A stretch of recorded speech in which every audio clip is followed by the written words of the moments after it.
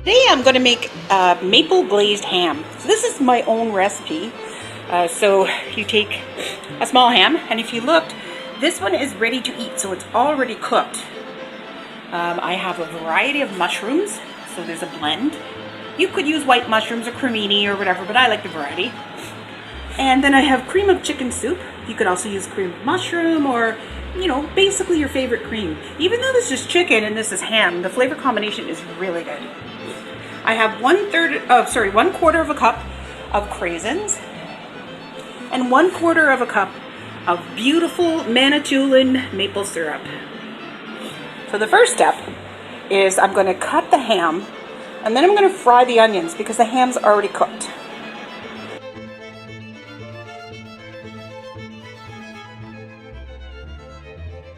So the frying pan's all warmed up. I used olive oil. It's really good if you use butter, but there's a lot of saturated fat in butter, so that's why I'm using olive oil.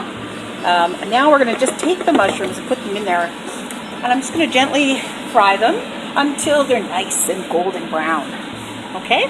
So just stir them around a little bit, you know, and every minute or two, give them a little stir. So now they are deliciously brown. There's shiitake mushrooms, oyster mushrooms, cremini, and white mushrooms. So a really nice variety. So now that that's done, I'm going to go and grab the sauce. So first, I get this one. Okay, and put that in, nice drizzle everywhere. And then I'm going to open up the mushroom soup.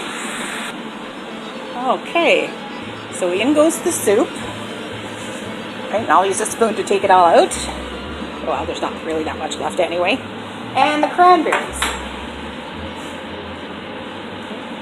So now, notice I didn't add any water in it for the soup. I want it to be nice and creamy. So I'm stirring it. Okay. Stirring it.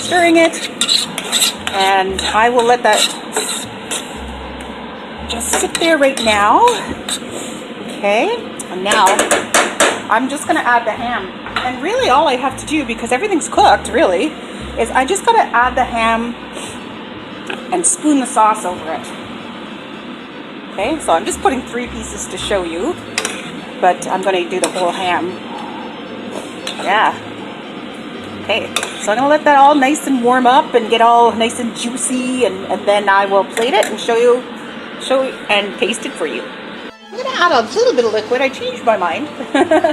I'm going to add 1/4 of a cup of milk, just to give it a little bit more density and to make the sauce go a little bit farther. So again, I'm now going to mix it up, stir it up, make sure everything gets to warm up really nicely in that nice, beautiful, beautiful sauce. Okay. There it is with that beautiful sauce. I have some scalloped potatoes and green beans to go with it, and now I'm going to take a bite. And so one of the best parts is to get to taste it, right? So here it is. Oh my God, so good. If you make it, let me know.